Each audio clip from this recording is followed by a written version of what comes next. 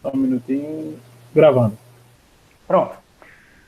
Então, nosso material desses dois pastores, o reverendo Alderi é o historiador oficial da Igreja Presbiteriana do Brasil, o reverendo Adão Carlos do Nascimento é professor do nosso seminário José Manuel da Conceição, um dos principais seminários de formação teológica da Igreja Presbiteriana aqui no nosso país.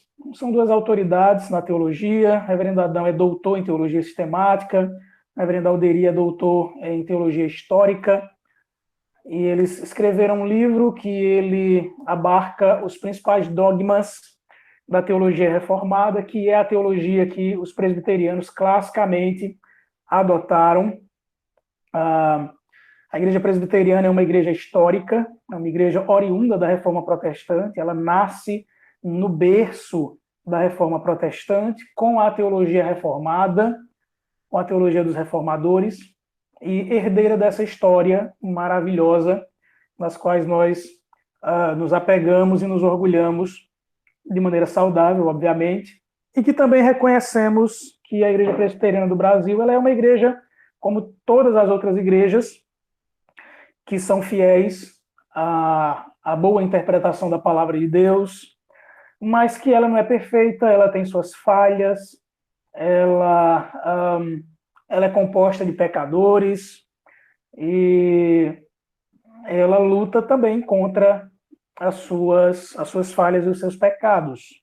Tá? Então, a Igreja Presbiteriana do Brasil não é os presbiterianos não se acham, ou não devem se achar, a Igreja de Cristo no mundo. Tá? É por isso que, quando a gente for estudar sobre batismo, nós não somos exclusivistas no que diz respeito ao batismo, porque nós cremos que o povo de Deus vai além, obviamente, muito além da Igreja Presbiteriana. Tá? Na terça-feira passada, nós começamos a falar sobre o pensamento de Calvino e da teologia reformada sobre o pensamento político. E nós vimos alguns pontos importantes para a gente estabelecer esse diálogo e percebemos que tanto Calvino como os que vieram depois dele e que ampliaram o pensamento de Calvino, eles entendem que a política, como toda esfera da realidade humana, é uma esfera que tem um único Senhor. Então, o calvinismo ele foi muito importante no berço da reforma para desmanchar essa linha. O Mylon chegando aí, seja bem-vindo. Aliás, foi sair. Está com probleminha na internet. Desfazer essa linha divisória que colocava o mundo da igreja de um lado e o mundo político do outro, o mundo secular. E do lado de lá a gente não toca, a gente não tem interesses. Então, essa divisão, essa bipolaridade que fazia parte da teologia histórica católica predominante no mundo até a Reforma Protestante, ela era uma teologia dualista. Ela entendia que do lado de cá está o mundo sagrado, as coisas de Deus, as coisas da igreja, do lado de lá é o mundo mal, caído, secularizado, e nós não temos nada a ver com aquele lado. E o calvinismo foi extremamente importante para entender a soberania de Deus, que é a coluna vertebral da teologia reformada, e que se nós cremos num Deus soberano, nós precisamos admitir que não há nada, como disse Abraham Kuyper, não existe um centímetro quadrado de toda a existência humana sem a qual o Senhor Jesus, que é Senhor soberano sobre todas as coisas, não declare é meu. Interessante essa frase. Abraham Kuyper foi alguém que na Holanda ele introduziu o calvinismo e o ampliou na perspectiva de várias esferas da existência. Então, o calvinismo é que entende que dentro do lar o Senhor Jesus é o Senhor, mas na igreja o Senhor Jesus é o Senhor também, mas que na esfera que é considerada secular ou entregue a Satanás e seus demônios, o Senhor Jesus também é Senhor dessas outras esferas, porque ele é o Criador de todas as coisas e ele declarou boa a sua criação. E embora ela tenha sido corrompida pelo pecado, mas esse mesmo Senhor que criou, ele também, pela sua graça comum, mantém elementos bons, mesmo nesse mundo caído, de uma maneira que faz com que esse mundo seja possível de habitar. Se Deus não restringisse o pecado no mundo, nós não teríamos condições de estabelecer relacionamentos. E um dos elementos de Deus para frear o pecado no mundo é a esfera do Estado, o alcance do Estado com seu braço, onde ele porta a espada, e ele deve, então, punir os maus e deve privilegiar e incentivar o bem para que a sociedade possa crescer, se desenvolver e ter uma vida mansa sobre a terra. Então nós vemos que o Estado ele é uma esfera importante estabelecida por Deus, que ela tem o seu alcance, mas que ela também tem suas limitações. Então não cabe ao Estado, por exemplo, para Calvino, gerir ou determinar como que os pais educam seus filhos. Não cabe ao Estado estabelecer um currículo e entregar para cada pai, para cada mãe, e dizer, olha, isso aqui é tudo que vocês têm que ensinar para os seus filhos. Nada de credo, nada de confissões, nada de fé, nada de religião. Não cabe ao Estado, extrapola ao Estado. Então, ao mesmo tempo que a Igreja reconhece, dentro do calvinismo, o espaço do Estado e suas responsabilidades, ela também delimita as limitações do Estado e chama o Estado para o seu devido lugar, quando o Estado, então, se roga para si elementos que não fazem parte da sua alçada. O que mais que a gente falou? Conforme diz Calvino, né? Citando Calvino aqui, assim como acabamos de indicar que o governo temporal é distinto do reino espiritual e interior de Cristo, também temos de saber que eles não são contraditórios, que há, sim, uma dependência em partes da Igreja por parte do Estado e também do Estado por parte da Igreja. Porque, na verdade, para o calvinismo, cada esfera que existe no mundo, elas se completam. A esfera econômica é importante, a esfera religiosa é importante, nenhuma delas é a esfera mais importante. Entendem isso? Então, para o calvinismo, quando alguém, por exemplo, pinça uma dessas esferas, como, por exemplo, a esfera econômica, e ele vive para a sua empresa, ele vive para o ganho, ele vive para o dinheiro, ele produziu um ídolo aí no seu coração. É por isso que Calvino dizia que o coração do homem é uma fábrica de ídolos. E disso os cristãos precisam fugir. Eles não podem elevar nenhuma esfera, nenhuma particularidade dessa realidade toda e enaltecê-la, colocá-la no pedestal e viver por isso e para isso, porque isso é um ídolo do coração. Então, pessoas que olham para o Estado de uma maneira redentiva e colocam suas expectativas em políticos, em partidos, que eles vão estabelecer um reino de paz sobre a terra e de igualdade. O calvinismo, então, chama isso de idolatria. Então, quando o Estado pede o que é de Deus e não se contenta com o que é de César, cabe ao cristão, então, levantar sua espada, sua bandeira, que é a espada da palavra de Deus, e chamar o Estado para o diálogo, para que a igreja possa dizer, olha, seu lugar não é aquele, seu lugar não é dizendo como é que as pessoas criam seus filhos, seu lugar não é determinar o que é casamento, o que não é, seu lugar não é definir como que os relacionamentos se dão, seu lugar é gerir que haja justiça. E aí a igreja, então, respeita quando o Estado ele é um Estado devidamente constituído. Muito bem, isso é só um resumo, porque isso tem a ver também com o nosso outro ponto de hoje, que é a responsabilidade social da igreja na perspectiva de Calvino e dos reformadores. Tá?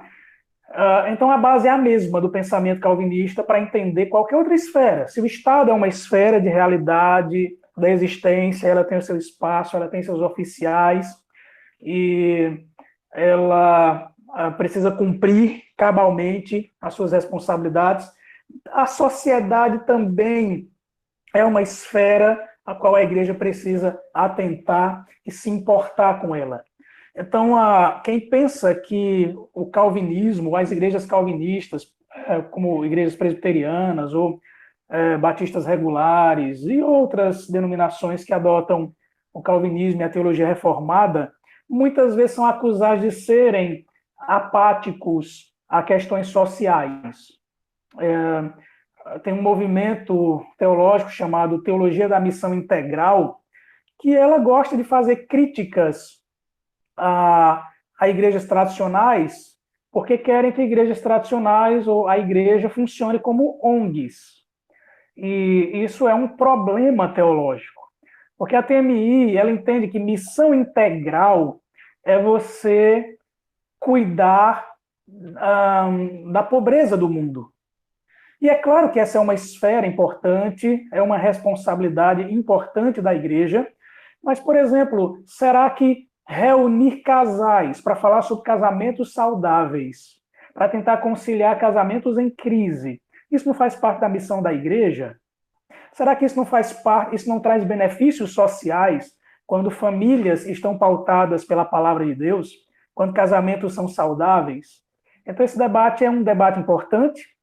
Nós temos, de um lado, a TMI, que diz, que roga para si, que ela obtém, que ela é portadora de uma teologia que faz uma missão integral, mas que é voltada para essa área social, basicamente resumida a ela. E nós temos, por outro lado, o calvinismo, a teologia reformada, que ela tenta enxergar a abrangência e não privilegiar um aspecto dessa realidade. Tá? Mas esse é um debate para outro momento, mas isso serve para introduzir a ideia de que o calvinismo ele sempre se preocupou com todas as esferas da realidade. Sempre se preocupou na maneira como as pessoas trabalham, ganham seus recursos, como que as pessoas deixam de ganhar recursos, como que as pessoas são, em muitas ocasiões, roubadas pelo Estado, como que as pessoas dão os seus relacionamentos, como se dão os relacionamentos sociais no trabalho, como que é essa relação patrão-empregado, como que é o relacionamento dentro do lar, como que marido e mulher assumem papéis, como que os filhos assumem papéis, como que famílias assumem posturas dentro da sociedade, na escola, como que nós estudamos, como que nós ocupamos espaços nas universidades, como que nós ocupamos espaço no mercado de trabalho, na economia. Então, eu creio que o calvinismo é uma resposta abrangente, uma cosmovisão que ela extrai, na verdade, que ela busca, dentro do todo da Escritura, uma resposta para cada elemento da realidade de existência. Tá? Meus irmãos, vocês podem falar qualquer coisa a qualquer momento. Tá? É só tirar o microfone aí, liberar o microfone, fazer alguma pergunta ou fazer alguma contribuição. Tá? A qualquer momento você pode fazer isso. Então, essa crítica de que o calvinismo ele é apático aos problemas sociais é, na verdade, ignorância, é, na verdade, preconceito. Geralmente, as pessoas que criticam calvinistas de não serem atraídos por questões sociais, de ficarem enclausuradas nos seus gabinetes, nos seus escritórios, isso é bobagem. Pode haver, obviamente, um calvinismo nominalista, de pessoas que realmente não compreendem o calvinismo, mas porque estão inseridas dentro de um contexto de uma igreja reformada, se dizem reformados, mas na verdade não conhecem a nossa teologia e a abrangência dela e como que ela atinge toda a realidade da nossa vida. Tá? Nós vamos já falar sobre isso também.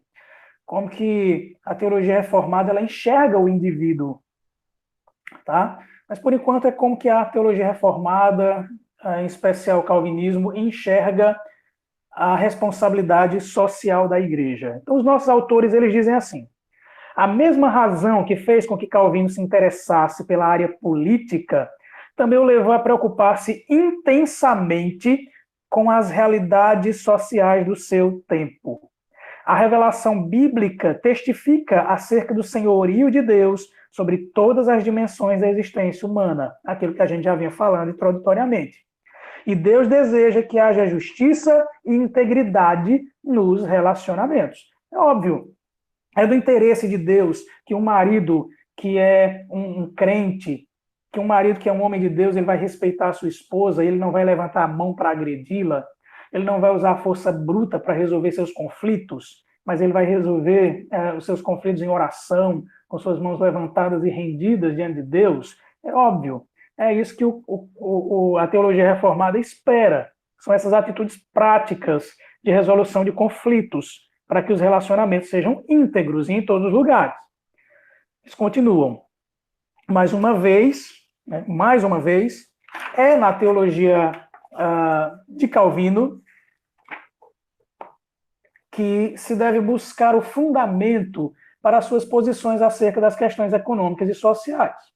Segundo o reformador de Genebra, a igreja tinha um tríplice ministério a desempenhar nesse campo. E aí, como era que Calvino entendia o ministério tríplice da igreja nesse mundo? Didático, político e social. Então, interessante, o cerne da doutrina prática de Calvino engloba 3 áreas, onde nelas estão contidas outras subdivisões que abarcam a realidade como um todo, que são elas: a realidade didática, a realidade política e a realidade social. Para facilitar, Francis Schaeffer fez, ele no seu livro Deus que se Revela, ele nos ajuda a entender melhor o que Calvino quer dizer com esse ministério tríplice da igreja. E ele também usa 3 termos para deixar mais fácil de entender essa responsabilidade tríplice da igreja, que é a realidade persuasiva, ou seja, proclamacional. A igreja tem a responsabilidade de pregar o evangelho de maneira lógica, de compreender o evangelho e como que o evangelho se aplica logicamente a todas as necessidades do ser humano. É isso que Calvino quer dizer por didático. Então, a responsabilidade da igreja primária é de proclamar o evangelho de Cristo no mundo. E por que é primário? Porque, por exemplo, existem outras esferas que operam na plataforma política? Claro, a própria política, o partido político, o sindicato. Há várias outras instituições, ONGs também operam na esfera política, várias instituições que operam dentro dessa esfera. Mas nem ONGs, nem políticos, nem partidos, eles têm a responsabilidade de proclamar o evangelho de Cristo Jesus. Essa é uma prerrogativa particular da esfera religiosa, da igreja. A igreja, então, tem, porque nenhuma outra instituição vai fazer isso nesse mundo, a não ser a igreja. Assumir a responsabilidade didática ou persuasiva de inserir o evangelho em cada discussão, inserir o evangelho em cada dilema que diz respeito ao drama da humanidade. Segundo, que Calvino vai chamar de político, e o nosso querido teólogo Francis Schaeffer, ele vai chamar de vida. Então, enquanto Calvino chamou de envolvimento político da igreja, Francis Schaeffer vai deixar mais simples e vai dizer, pronto, a nossa vida funciona aqui. Nós estamos aqui, nós não temos 2 vidas. O Senhor Jesus, ele nos deixou nesse mundo, e nesse mundo não tem como escapar da realidade política. Não tem como escapar dessa realidade. Não somos indivíduos políticos, nós temos a ver com a maneira como a polis, a cidade, ela vive bem. É só a gente analisar a história dos grandes avivamentos. Como que quando a igreja assumiu seu papel didático ou persuasivo na sociedade com a pregação do evangelho, nós vamos ver a política caminhando bem, a esfera política caminhando bem e a esfera social caminhando bem nas nações onde os grandes avivamentos aconteceram. Só você imaginar, por exemplo, o grande avivamento na Inglaterra no século XVIII. É só você imaginar pregadores como George Whitefield, como Charles Spurgeon, pregando o evangelho e as pessoas se convertendo e as realidades sendo transformadas em sua volta. Não é à toa que quando os avivamentos aconteciam, e isso tem a ver com a influência do calvinismo para o surgimento, para o fortalecimento do conceito de capital, é que, por exemplo, as pessoas se convertiam e elas abandonavam suas vidas boêmias. Elas se convertiam e abandonavam os prostíbulos, e os prostíbulos tinham que fechar as portas. Eles se convertiam e abandonavam os bares, e os bares tinham que fechar as portas. Ou então os donos dos bares, os donos dos prostíbulos se convertiam e fechavam seus negócios e partiam para outros negócios. E iam trabalhar dignamente. Então, nessas épocas de grandes avivamentos, quando a igreja cumpria cabalmente o seu papel persuasivo através do evangelho, didático, a gente vê profundas transformações políticas. Quando houve, por exemplo, quando surgiu o neocalvinismo holandês, e aí eu já citei o Abraham Kuyper, né, mas tem outros teólogos holandeses daquela época, os protestantes, eles assumiam a liderança do poder público. Não estou dizendo que a gente precisa estabelecer um Estado protestante, porque mesmo assim eles não fizeram isso. Não devemos estabelecer um Estado protestante. Nunca foi um projeto de Cristo que o seu reino seja estabelecido politicamente, mas sim através da pregação do Evangelho. E sejam convertidos aqueles a quem o Senhor aprove derramar sua graça, abrir os ouvidos e fazê-los ouvir, abrir os seus olhos e fazê-los ver, e não por uma imposição do Estado. Então, quando Abraham Kuyper, por exemplo, foi primeiro-ministro da Holanda, isso no finalzinho do século XIX, a realidade política da Holanda, ela era uma realidade muito próspera, ela era uma realidade onde, para os irmãos terem uma ideia, as pessoas, quando foram eleger Abraham Kuyper, os critérios que eles tinham para votar no pastor Abraham Kuyper era analisar como era Kuyper como pastor, era analisar como era Kuyper como pai de família, como que ele criava seus filhos, como que ele cuidava da sua esposa, dos seus parentes, como que ele obedecia às leis, como que ele era um cidadão. E assim, enxergaram nele aquele que poderia liderá-los. E por isso o elegeram como primeiro-ministro da Holanda. Então, o engajamento político era muito forte quando os grandes avivamentos, pela responsabilidade didática, acontecia. À medida que as pessoas se convertiam, a igreja ela ganhava posição aos olhos das pessoas que agora eram crentes. Elas enxergavam a igreja com suas responsabilidades e confiavam naqueles que lideravam a igreja nas suas realidades. E, obviamente, a esfera social ela também ganhava novos rumos. Eu sei que muita gente entra na universidade e começa a ouvir críticas aos reformadores. Eu tenho um primo que ele está no ensino médio ainda, novinho, um garoto ainda, e ele estava tendo aula de história. E a professora, era ela falando e a aula online, né, ela colocando os slides e ele fazendo prints e me mandando. E era interessante como ela destruía a reforma protestante, como ela enxergava de maneira pessimista a reforma protestante. E era interessante que ela dizia assim, olha, Calvino, ele foi um ditador. Calvino, por causa de sua doutrina da predestinação, ele dizia que quem era rico era predestinado ao céu, mas quem era pobre era predestinado ao inferno. E aí ele fazia um print e mandava para mim no slide.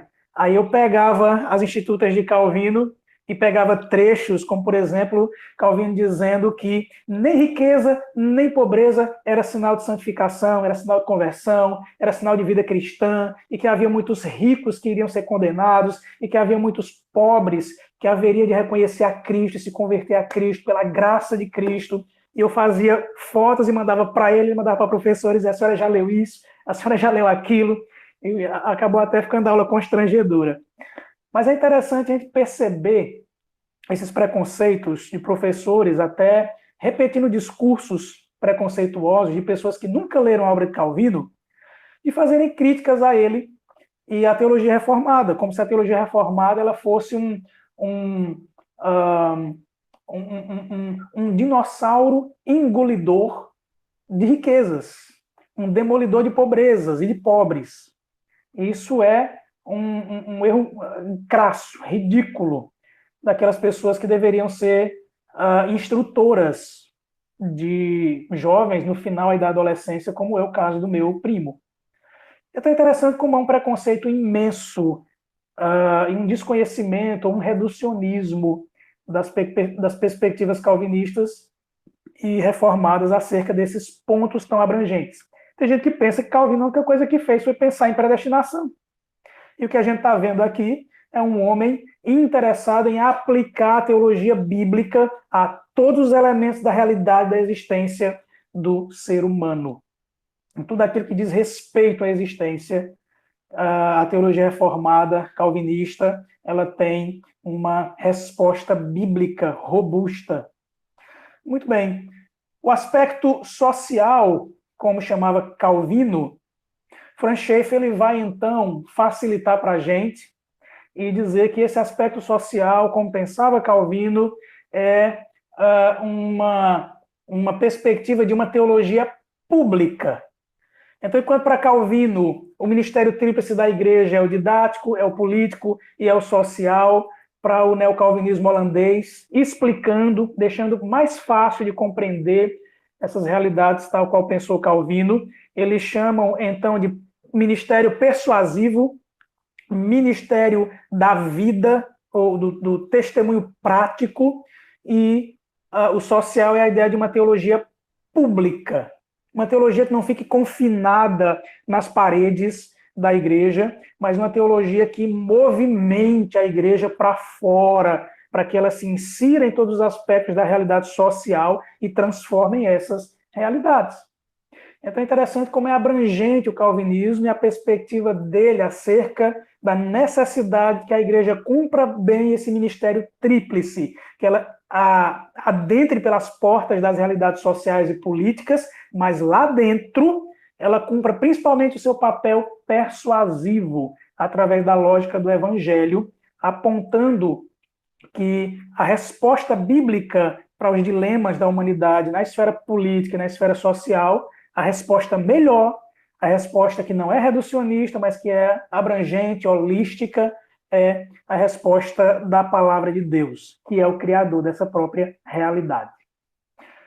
Muito bem, continuando aqui o que os nossos escritores colocaram.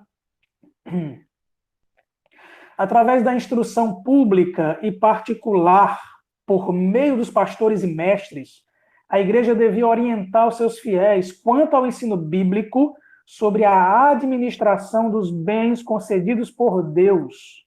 Eles colocam entre parênteses, mordomia cristã, sobre o valor do trabalho e do descanso, aqui incluída a guarda do dia do Senhor, e sobre questões de justiça social. No exercício desse ministério, a igreja devia, quando necessário, repreender os membros que estivessem incorrendo em pecados sociais, tais como a ociosidade, a cobrança de juros excessivos, a especulação e outros males. Então veja como que a teologia dos reformadores, ela era uma teologia que ela se encravava nas entranhas éticas da sociedade. Então, era passivo de disciplina um membro da igreja que nos seus negócios ele cobrava juros abusivos, que nos seus negócios ele produzia, ele fabricava um produto, e se ele não vendesse pelo preço justo, pelo preço de mercado, a liderança daquelas igrejas deveriam disciplinar esses membros, tal qual a seriedade que eles enxergavam que através do testemunho, da teologia pública, era que eles poderiam persuadir pela veracidade do evangelho. O evangelho era uma via de duas mãos, uma proclamacional, ou seja, didática, como Franz Schaeffer chamou, persuasiva, e a outra via, que era a via da ortopraxia. Ou seja, é necessário aquilo que Schaeffer vai chamar de que o testemunho é a apologia final. Então, eu inicialmente proclamo a mensagem, mas no final de tudo, aquele ensino bíblico que foi transmitido para aquela pessoa ímpia, ela precisa ser visualizada na vida daquele que a proclamou. Então, a gente percebe que há essa preocupação na teologia calvinista de teoria e prática, aquele velho dualismo, né? Teoria e prática. Né? Os presbiterianos são muito frios, eles falam muito de teologia, mas eles não são práticos. Bom, isso é falso. Tá? Isso é falso. O problema é que os presbiterianos, ou os calvinistas, os reformados, eles, antes de se inserirem rapidamente, eles temem de que nessa inserção a teologia não acompanhe a mesma velocidade. É interessante a gente observar isso e como que os calvinistas estavam certos desde o início. Como que a gente vê muito ativismo, muita gente fazendo aquilo que Kevin Van Hooser chamou de imperativos. Mas Van Hooser dividiu a vida cristã, ou teoria e prática, ou teologia e ortopraxia, a verdade na prática, em 2 tempos verbais. Ele chamou de chamou de os imperativos e os nominativos. Primeiro, a Escritura precisa dizer muito bem quem você é, para onde você vai, resolver as questões fundamentais da vida. E você precisa ter isso muito bem resolvido. E quem é que vai fazer isso para você? É a Escritura Sagrada, através do Espírito Santo de Deus. Então, você precisa compreender muita teologia. Isso não quer dizer que você vai precisar ser um doutor em teologia para dizer, agora eu vou para a prática. Não é verdade isso também. Mas à medida que a igreja se insere na sociedade, se insere na política, a teologia precisa acompanhá-la, senão vai ter um desequilíbrio lá dentro. E em vez de influenciar aqueles crentes inseridos na sociedade, eles vão, na verdade, ser tragados por todas as vãs filosofias, todas as cosmovisões opostas que estão conflitando lá dentro. Tá? Os presbiterianos sempre entenderam que tem que engajar, tem que se inserir na sociedade, obviamente, isso é um mandato bíblico. Deus nos deu um mandato cultural, colocou Adão e Eva naquele jardim e ordenou que eles cultivassem aquele jardim, que eles fizessem aquele jardim crescer, que eles encontrassem as potencialidades e desenvolvessem as potencialidades da criação ali, colocadas por Deus. Então, nós temos esse mandato cultural, temos que nos engajar na cultura, mas quando nós nos engajamos na cultura, nossa teologia precisa ser muito forte, muito robusta, o suficiente para que ela seja persuasiva dentro desses ambientes. Continuando aqui, o pensamento dos nossos irmãos. Então, se esse engajamento ele é um engajamento que ele não cumpre muito bem o seu papel persuasivo e prático, os membros que estão engajados na sociedade, quem é que está engajado na sociedade? Todo mundo. Então, os crentes engajados na sociedade, se eles não podem ser persuasivos e eles vão ter um testemunho ético baixo, fraco, eles precisam ser disciplinados para que eles cresçam e dentro da sociedade eles, então, influenciem pela pregação do Evangelho. Eles dizem, então, a igreja também tinha algumas importantes tarefas a desempenhar com relação ao Estado. Em primeiro lugar, a igreja tinha o dever de orar pelas autoridades constituídas, e aí eles citam 1 Timóteo 2, versículos 1 e 2. Ela também devia exortar o Estado a defender os pobres, e aí vem como que essas esferas estão ligadas. À medida que a igreja chama o Estado para o seu lugar, para a promoção da justiça, para ela parar de ficar falando e defendendo questões particulares de grupinho X, grupinho Y, e enquanto isso a justiça não está sendo feita. Então, cabe à igreja chamar o Estado para o seu lugar, e quem é que se beneficia? Toda a esfera social. A educação vai ser melhor, as pessoas terão uma saúde de maior qualidade, elas terão segurança. Então, essas são prerrogativas mais importantes para o Estado, e cabe a quem chamá-lo para o seu devido lugar? A igreja. E quem é que vai se beneficiar? O povo, a sociedade. Então, eles dizem, não se trata de substituir a pregação bíblica pelo discurso político. mas de finalidade, aliás, de fidelidade aos princípios de sola escritura e tota escritura. O que é isso? São termos da teologia reformada. Sola escritura é o quê? Nós cremos que o conteúdo da escritura é a nossa regra de fé e prática, mas que não vale a pena nós pensarmos alguns pontos dessa palavra e como outros, em outros elementos, nós vivemos como pagãos, nós adotarmos prerrogativas do paganismo.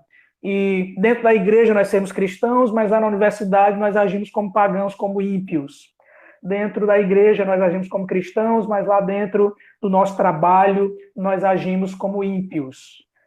Eles entendem que isso não é possível. Então nós precisamos adotar que a escritura é a nossa única regra de fé e prática, mas é toda a escritura, toda a teologia contida na escritura, nos seus 66 livros.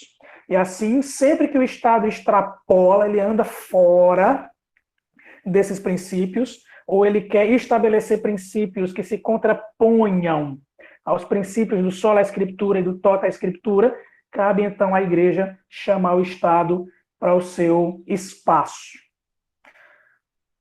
Finalmente, um outro aspecto importante e indispensável da atuação da igreja era o seu ministério na área social propriamente dita. Embora os cristãos individuais tivessem claras responsabilidades dadas por Deus no tocante ao envolvimento com as necessidades da comunidade, a igreja como instituição devia dedicar-se ao serviço cristão, socorrendo os necessitados e contribuindo para atenuar ou eliminar os males sociais. Vamos lá, vamos colocar isso em termos práticos. Quando, por exemplo, Lutero ele observou que a educação era algo restrito para a aristocracia e para a monarquia alemã, ele lutou com o Estado, contra o Estado, na verdade, para estabelecer uma escola acessível ao pobre. Então, na Alemanha, quem lutou para haver escola disponível para as pessoas de condições mais humildes foi o nosso querido reformador Lutero. Quando Calvino, por exemplo, chegou em Genebra e ele viu que a formação, as áreas de formação da cidade, elas ou eram influenciadas pelo humanismo ou eram muito precárias, porque a universidade não tinha chegado na Suíça de maneira abrangente. O que Lutero, aliás, o que Calvino fez? Ele saiu batendo de porta em porta dos comércios, pedindo recursos, e ele então cria a Universidade de Genebra, uma universidade onde teologia fosse uma ciência importante, mas que outras áreas do saber também estivessem ali presentes, a formação na medicina, no direito, na pedagogia, a formação didática, a formação lógica, tudo isso quem levou para a Suíça, em especial para Genebra, foi o nosso reformador João Calvino. Então eles eram reformadores, mas que não ficaram nos seus gabinetes escrevendo coisas, embora tenham feito isso também. Mas eles também olharam para a sociedade e enxergaram onde que a escritura precisava ser aplicada ali na solução daqueles dilemas, daqueles problemas sociais. E eles então lutaram, correram atrás, persuadiram através do evangelho, mostraram como que a escritura sagrada ela é o fundamento para a solução de toda injustiça. A gente poderia citar um monte de outros casos, mas a gente está introduzindo aqui para os irmãos se interessarem em procurarem outras fontes. Tá? Muito bem. A gente já falou de Abraham Kuyper, eu não vou ficar chovendo no molhado, então vamos caminhar para o próximo capítulo, que é o assunto do capitalismo. Qual é a relação entre o calvinismo e o capitalismo? Mas antes disso, alguém tem alguma pergunta acerca da importância dos reformadores, da teologia reformada, no que diz respeito ao envolvimento social? Se você tiver alguma pergunta ou quiser fazer alguma contribuição, você pode ficar à vontade. senão a gente vai continuar.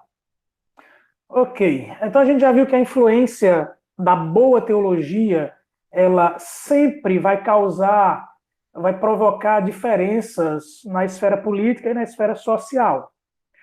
As escolas vão trabalhar com justiça, não transformando o processo educacional numa mera fonte de lucro. É interessante que nós observamos isso hoje. As instituições de ensino, na atualidade, elas são formadoras de passadores de concurso, de Enems, elas estão preocupadas em colocar pessoas dentro das universidades e fazer o seu marketing e ganharem benefícios com isso, dinheiro com isso. Então é óbvio que a gente enxerga que o processo educacional ele está operando a realidade de outra esfera, que é meramente a esfera econômica. Então, o processo educacional ele nada mais é do que um produto em escolas e instituições de ensino superior que funcionam dessa maneira. Isso não acontecia na época dos reformadores e na época também pós-reforma, quando os ideais da reforma protestante eram majoritários nesses países. O processo educacional visava formar o cidadão. E, obviamente, que pessoas que eram formadas para ser cidadãs cristãs, inseridas na sociedade, isso teria um impacto imenso na maneira como as pessoas entendiam o ganho do dinheiro. Então, enquanto na nossa sociedade paganizada da atualidade, inclusive os próprios pais cristãos enviam seus filhos para a universidade para que lá eles passem 4 ou 5 anos e saiam com um papel que vai dar a eles direito de assumirem posições sociais voltadas meramente para o ganho de dinheiro.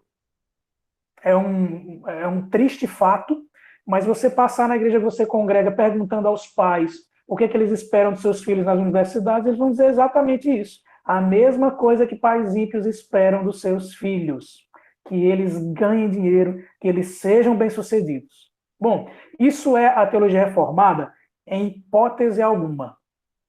É óbvio que dinheiro, é óbvio que trabalho, eles têm o seu papel importante na teologia reformada, mas o fim do trabalho e o fim do dinheiro na teologia reformada é outro completamente diferente. Então, enquanto no paganismo o relacionamento das pessoas com a divindade é uma relação barganhosa, as pessoas procuram as divindades, fazem os seus rituais, esperam que as divindades as recompensem com prosperidade e saúde. Na teologia reformada, os crentes, eles reconhecem que já são tão agraciados e que toda a sua vida, tudo que eles devem realizar para a glória de Deus. Inclusive, a maneira como eles trabalham e ganham dinheiro. Como eu disse, o calvinismo, ele não despreza nenhuma área da existência humana.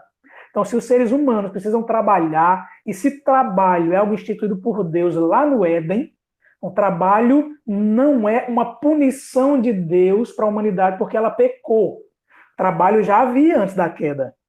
O problema é que o trabalho, depois da queda, ele fica mais denso. O trabalho, vou usar até um pleonasmo aqui, o trabalho fica trabalhoso. Antes da queda, o que Adão plantava no solo, o solo retribuía. O que Adão plantasse, ele colhia. Depois da queda, o solo ia começar a roubá-lo.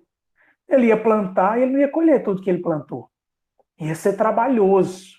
Junto com o que ele plantou, além de ser reduzido aquilo que ele iria colher, ia nascer espinhos. Então, obviamente, claramente, o Senhor mostra que a bênção do trabalho iria continuar, o ser humano continuaria sendo sustentado pelo trabalho, que era a bênção de Deus, apenas seria agora mais complicado, mais difícil. Ele teria que enxergar que no meio desse conflito que ele tem para ganhar dinheiro, ele tem que também nessa área depender de Deus. Era assim que Calvino pensava, era assim que os teólogos reformados eles pensavam acerca de como nós trabalhamos e de como nós somos recompensados por esse trabalho que é bênção de Deus. E a finalidade dele. o telos do trabalho, a objetividade de Deus estabelecer um meio providencial de sustento para a humanidade. Qual é esse? Primeiro de tudo, é que uma vez que Deus preserva a vida através do sustento que vem do trabalho, essa vida é uma vida de Deus. Deus é o Senhor dessa pessoa, desse crente, que Deus sustentou aquele mês, todos os dias daquele mês, todos os dias daquele ano, concedendo o trabalho e o retorno, que é o pão, que são os recursos financeiros. Então, se tudo na abrangência humana, do ser humano redimido, tudo precisa resultar, redundar, caminhar para a glória de Deus, os crentes também precisam enxergar para suas finanças e não paganizá-lo. Eles precisam olhar para suas finanças e retribuir ou retornar para Deus naquilo que diz respeito à missão de Deus para a igreja no mundo. Então há uma relação, uma ligação entre missão e trabalho na teologia calvinista. Então, a missão existe, e quais são os meios de Deus sustentar a sua missão no mundo, a sua igreja, o investimento missionário, o envio de missionários? Para quem não sabe, é justamente com o sustento ou as ofertas dos crentes lá em Genebra que a Igreja de Genebra financiou um grupo de franceses calvinistas para virem para o Brasil, isso logo depois do descobrimento. E que, infelizmente, se os irmãos tiverem um pouco mais de curiosidade, a gente vai chegar num capítulo que a gente vai falar sobre a Confissão de Fé de Guanabara, que foi composta por franceses calvinistas aqui no nosso solo tupiniquim, mas que, infelizmente, eles foram massacrados. E por causa da morte da grande maioria deles, por parte de um capitão, Nicolau Villegagnon, que era o capitão do barco que os trouxe, ele então se corrompeu e começou a perseguir os calvinistas, e muitos tiveram que voltar no barquinho para a França e outros ficaram lá para morrer. Mas esses missionários foram enviados aqui pelos recursos da igreja para atravessar o oceano para pregarem o evangelho aqui no Brasil. Tá? Então a relação entre missão, trabalho e dinheiro, ela... tem uma pergunta do Mário aqui. Deixa eu só dar uma olhadinha de novo aqui no chat. Existe alguma restrição de trabalho para um cristão? Claro, o trabalho do crente ele não extrapola, ele não pode ir além, pela desculpa de ser trabalho, a ética cristã. Tá? É por isso que o Max Weber ele vai escrever um livro emblemático que é A Ética Protestante e o Espírito do Capitalismo. Tá? Qual é a crítica de Weber? Na verdade, qual é a relação que Weber enxerga da influência do calvinismo para o surgimento do capitalismo? Eu acho injusto isso, porque o capitalismo já existia, o ganho de dinheiro já existia antes de Calvino. Mas há uma relação? Há. Só que essa relação não extrapola a ética. Vamos lá, vejam bem. O que Weber observou que é justo? É que uma vez que os protestantes pregam o evangelho e as pessoas se convertem e a população ela começa a trocar as suas visões acerca da moral. Então, maridos que antes achavam que eles eram proprietários de suas esposas e que eles podiam ter quantas mulheres e quantas relações sexuais eles quisessem, com quantas parceiras eles quisessem, os protestantes agora eles entendem que não, que o relacionamento matrimonial é um relacionamento pautado na fidelidade. E isso é moral, isso é ético. Então, em vez de gastar com prostitutas, esse marido ele vai gastar no lar, ele vai investir no lar, no desenvolvimento das potencialidades de sua esposa. Então, os protestantes começaram a investir nas suas esposas, na educação delas, na educação de seus filhos. Eles não enxergavam que o dinheiro era para o marido ir curtir nos bares e nas noites. Tá? Então, a ética protestante ela nunca pode ser extrapolada pela desculpa do trabalho. Ah, mas é meu ganha-pão. Tá, é seu ganha-pão, mas nem o seu ganha-pão pode extrapolar a Escritura. Pode ir aonde a Escritura diz que é pecado, tá? Então é impossível um cristão de verdade ele se envolver com questões antiéticas e usar a desculpa do trabalho como um mecanismo de redenção da prática. Tá, Mylon? Impossível isso. Então, Max Weber ele vai em contrapartida a Karl Marx. Karl Marx dizia que a igreja ela era a grande responsável pelo empobrecimento das sociedades. Weber vai na contramão disso. Ele vai dizer que, pelo menos dentro do protestantismo, isso não aconteceu. Dentro do protestantismo, onde o protestantismo se estabeleceu, aquelas nações prosperaram. Onde as instituições religiosas protestantes se estabeleceram, elas cresceram. E aí ele fez essa ponte, essa relação entre a ética protestante e a maneira como os protestantes lidavam eticamente com o dinheiro e com as suas responsabilidades. André Bieler, ele critica alguns excessos de Max Weber nessa maneira de enxergar o calvinismo, como, por exemplo, Weber dizia que a secularização do espírito protestante, na maneira como eles compravam, faziam negócios, a secularização dessa maneira gerou a mentalidade burguesa e esse capitalismo de excesso que nós vemos hoje. Bobagem. É verdade que o calvinismo ele teve influência no ganho de capital. Tem uma excelente obra, foi publicada recentemente pela editora Monergismo, que é de um ex-senador holandês chamado Royal Kuiper. Não é o Abraham Kuyper, tá? Abraham Kuyper morreu na primeira metade do século XX. A gente está falando de um senador, ex-senador holandês, de influência de Abraham Kuyper, de influência do neocalvinismo, e ele vai escrever um livro chamado Capital Moral. É um livro fantástico para a maneira como os calvinistas enxergaram que tudo na vida de um crente é ganho de um capital. Que para o crente, capital não é só dinheiro. Mas, por exemplo, para o crente, educação é um capital.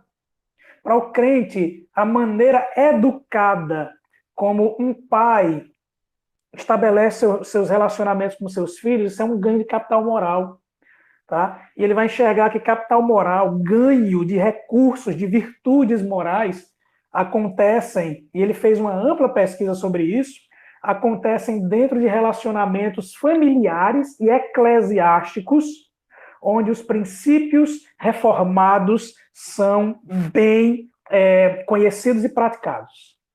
Ele prova por A mais B como famílias de orientação reformada, prática, e que igreja de orientação reformada e prática, elas são famílias que geralmente são mais educadas, são cidadãos mais capazes de discutir sobre política e sobre engajamento social e teologia pública.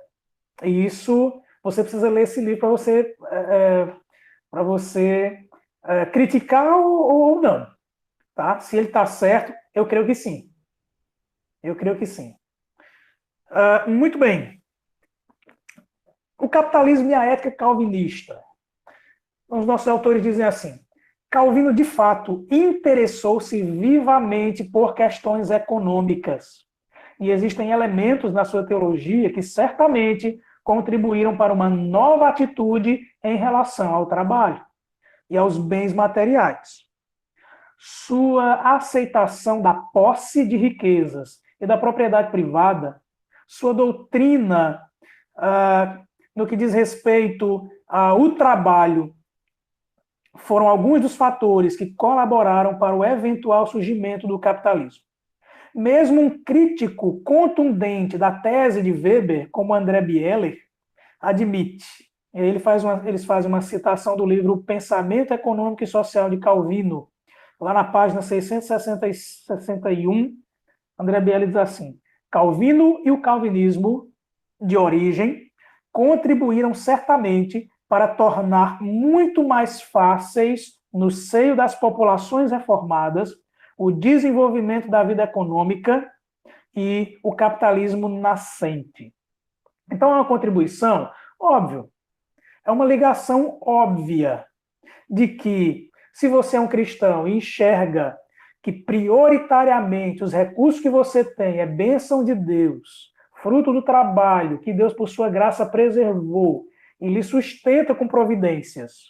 Antes de tudo, sua vida é dele e esses recursos existem para o desenvolvimento da vida, tal qual compreende Deus em sua palavra. Então, obviamente, não tem como não haver investimento para o desenvolvimento social e cultural. Onde era que os reformadores aplicavam seus recursos? Para terem melhores universidades, para terem melhores escolas, para terem pessoas mais bem preparadas para contribuir com o desenvolvimento social, para terem políticos que vão gerir os seus municípios e estados de maneira ética, de maneira biblicamente ética. E é óbvio, imagine o Brasil, um país onde os ideais protestantes eles eram vívidos, fossem vívidos na vida da grande maioria dos cidadãos brasileiros. Se a grande maioria dos nossos políticos eles fizessem política como fez Abraham Kuyper, que em toda a sua gestão, cada recurso que entrou foi aplicado para o desenvolvimento social e para o crescimento do país. Imagine isso acontecendo ano após ano, ano após ano. Foi o que aconteceu em Genebra. Foi o que aconteceu na Suíça, foi o que aconteceu em países protestantes, na Europa protestante. Tá? Então, o protestantismo gerou riquezas? Obviamente. Mas gerou riquezas para quê? Para que Deus fosse reconhecido em cada um desses elementos. Então, não ficariam satisfeitos os reformadores se a igreja fosse enorme e lá dentro o evangelho fosse pregado. Era importante que o evangelho fosse pregado dentro das igrejas? Era sim importante.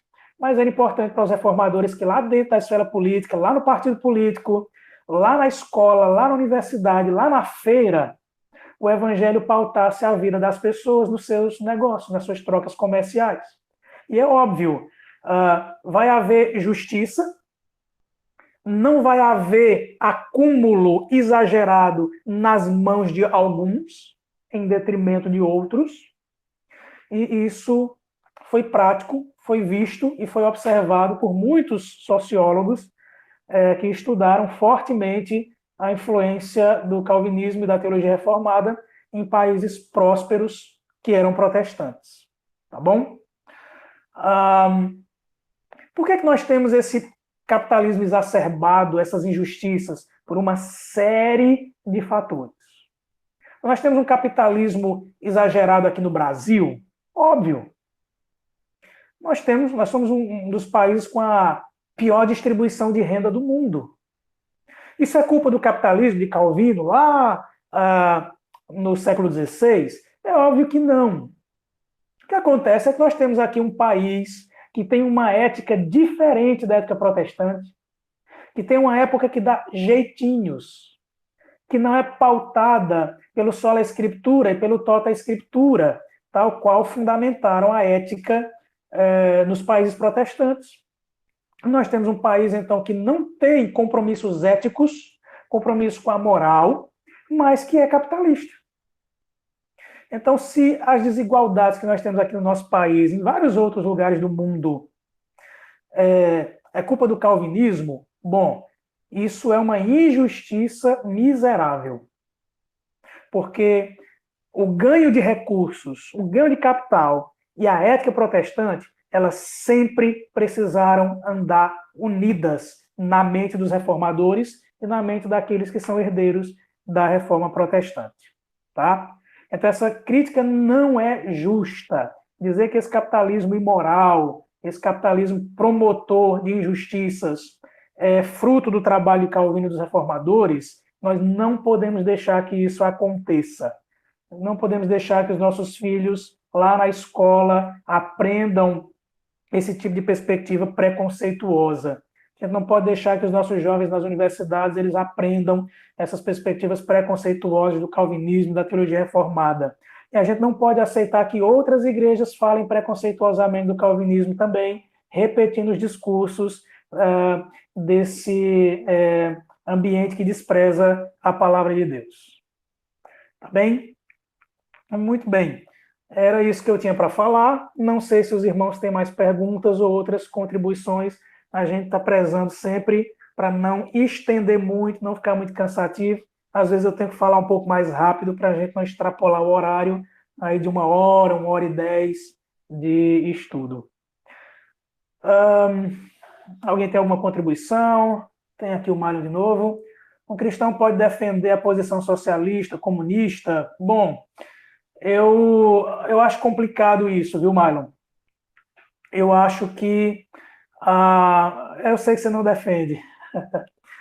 Eu acho que o comunismo, tal qual ele é, nas suas origens, é impossível. É impossível. Por quê? Porque a visão de Estado do comunismo é uma visão completamente antibíblica. O agigantamento do Estado não é uma perspectiva bíblica. O Estado, na Escritura, ele tem que ter o tamanho que ele precisa ter, e não mais que isso. Ele pode até ser um império, um imperialismo, mas todos os excessos precisam ser criticados à luz da Escritura. Então, pode acontecer de haver um movimento imperialista aqui no Brasil, ou um comunismo onde o Estado funciona como um império, pode acontecer. Os protestantes precisam se associar a isso de jeito nenhum. Eles precisam levantar a espada da Escritura e protestar. Nós somos protestantes. Tá? Então, eu acho muito complicado isso. É verdade que tem algumas posturas socialistas que são equilibradas em alguns pontos. Como, por exemplo, tem alguns socialistas que enxergam que o Estado ele não precisa ser exagerado, mas ele precisa ter o tamanho que precisa ser. Tá? Por exemplo, imagine um país onde o Estado é muito pequenininho. Imagine isso no Brasil. E nós somos viciados no Estado, viu? Muito viciadinhos. Por exemplo, se você adoece, qual é o sistema de saúde que você procura quase que imediatamente? É o SUS. Você procura o quê? O Estado para gerir sua saúde. Então, praticamente, nós estamos sendo socialistas nisso. Tá? Em termos práticos, quando a gente procura o Estado para resolver questões que deveriam ser, em parte, de nossa responsabilidade, a gente procura o Estado para que ele resolva por nós. Tá? E essa é uma atitude socialista. Então, eu acho que no Brasil, por exemplo, um país viciado em depender do Estado, prosperidade no Brasil é você ser um funcionário público, é ter o Estado como seu patrão. Você não é incentivado no Brasil a ser um empreendedor, a ser um autônomo. Porque o que a gente ensina para os nossos filhos é que eles cresçam, se formem, ganhem diplomas e passem em concursos públicos para serem funcionários do Estado. A gente ensina que nossos filhos têm que ser socialistas práticos. Então, acho que precisa ser bem pensado, porque no Brasil é muito delicado. A gente precisa, por uma necessidade básica, por um mal necessário, depender do Estado em alguns aspectos, tá? Porque está entranhado, mas a gente precisa começar a cortar isso aos poucos. Não dá para fazer um corte de uma vez num país que vem numa pegada política, filosófica, socialista de muitos anos, tá? Agora está abrindo a mente para pensar de alguma maneira num liberalismo econômico. Tá? A gente pode falar mais sobre isso depois. Então, comunista, de maneira clássica, eu acho impossível. Um cristão, ele harmonizar a fé cristã com essas perspectivas. Tá bom? Mais alguém?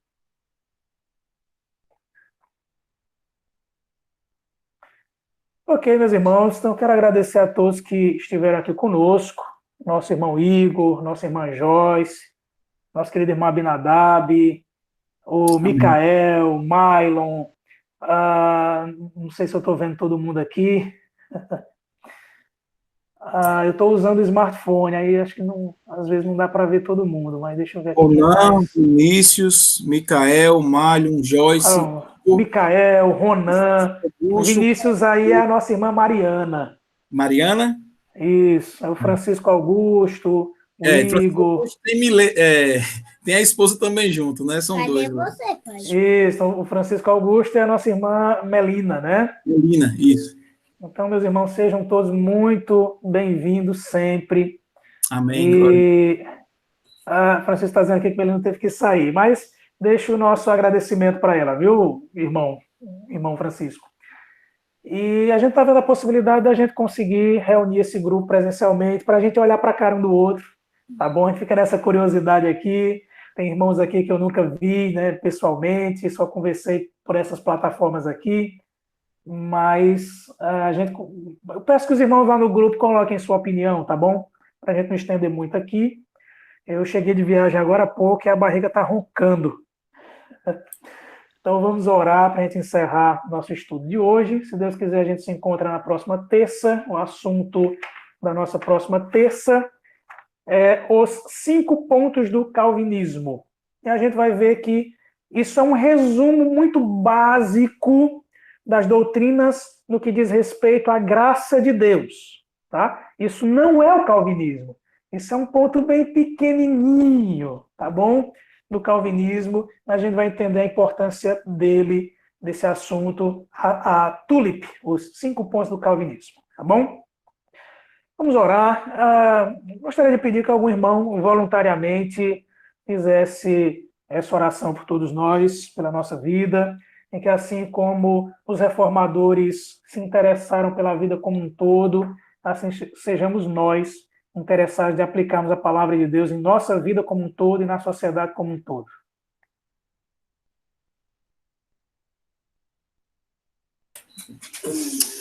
Amém, glória a Deus. Pai, nós te damos graça por essa noite, nós te damos graça por esse momento de aprendizado, que o Senhor faz crescer em nós o conhecimento da palavra para que nós possamos andar nos teus caminhos com entendimento. Abençoe cada um que está aqui presente, Pai. Dê uma noite de paz, um sono do justo. E abençoe também durante toda essa semana. Que o Senhor guarde a nossa cidade, que o Senhor guarde o nosso estado, que o Senhor guarde o nosso país, que o Senhor guarde a tua igreja. No nome de Jesus, Pai.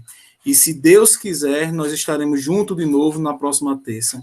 No nome de Jesus. Amém. Amém. Meus irmãos, espero que vocês tenham gostado da nossa reflexão hoje. Podem colocar outras perguntas lá no grupo, para todos, viu? Pensem que o pastor Murilo é o suprassumo das respostas. Eu estou engateando aqui e os irmãos podem contribuir, opinar, discordar. Aqui é o lugar. Vamos discordar, vamos concordar, mas vamos falar, tá bom?